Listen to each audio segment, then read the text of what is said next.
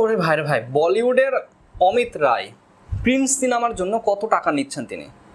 প্রিন্সের চিত্রগ্রাহক হিসাবে তিনি যে নিযুক্ত হলেন, কত টাকা তিনি পারিশ্রমিক নিচ্ছেন?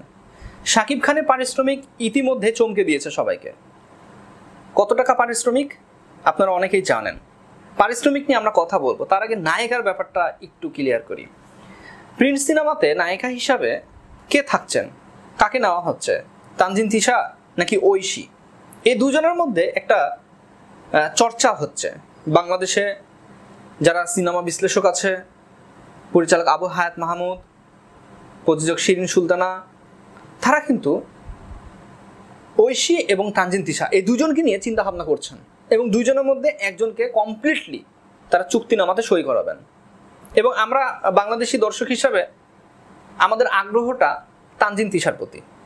তাকে আমার অনেক আগ থেকেই ভালো লাগে এবং তার ভেতরে ওই রকম একটা প্রতিভা আছে, তিনি লিড করে নায়িকা হতে পারবেন। সাবিলা নূরের চাইতে অন্তত বেটার হবেন। তো ভাই বেরাদার, পারিশ্রমিকের ব্যাপার, যে অমিত রায় তাকে যে বলিউড ইন্ডাস্ট্রি থেকে বাংলাদেশ ফিল্ম ইন্ডাস্ট্রিতে নিয়ে আসা হলো এবং প্রিন্স সিনেমার জন্য চিত্রগ্রাহক হিসাবে তিনি যে কাজ করবেন, এটার জন্য তাকে কত টাকা দেওয়া হচ্ছে? শাকিব খানের চাইতেও কি বেশি? যেহেতু বলিউড থেকে আসছেন, শাকিব খানের পারিশ্রমিক আমরা অনলাইন প্ল্যাটফর্ম মারফত এবং বিশেষ কিছু আর্টিকেল, ব্লগ, গ্রুপের মাধ্যমে আমরা জানতে পেরেছি শাকিব খানের পারিশ্রমিক প্রিন্সের জন্য 3 কোটি টাকা।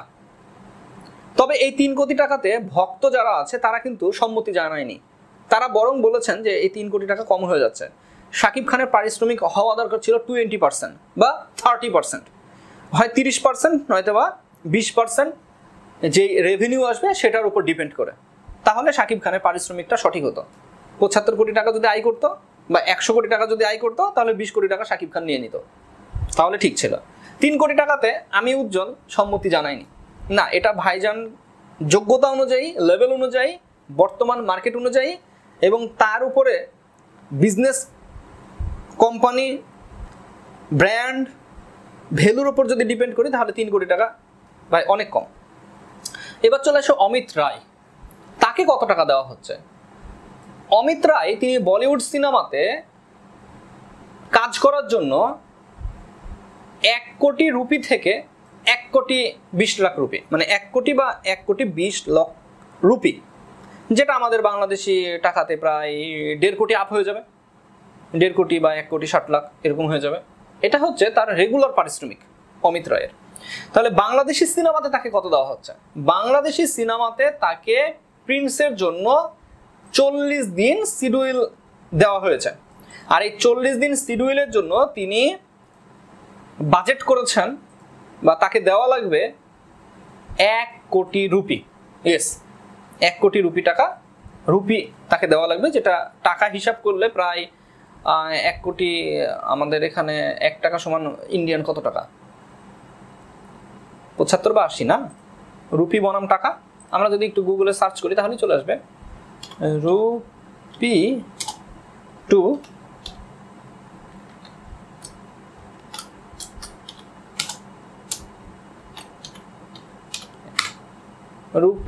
টাকা 38। তাহলে 1 কোটি যদি রুপি হয় তো বাংলাদেশি টাকায় আসছে 1 কোটি 40 লাখ।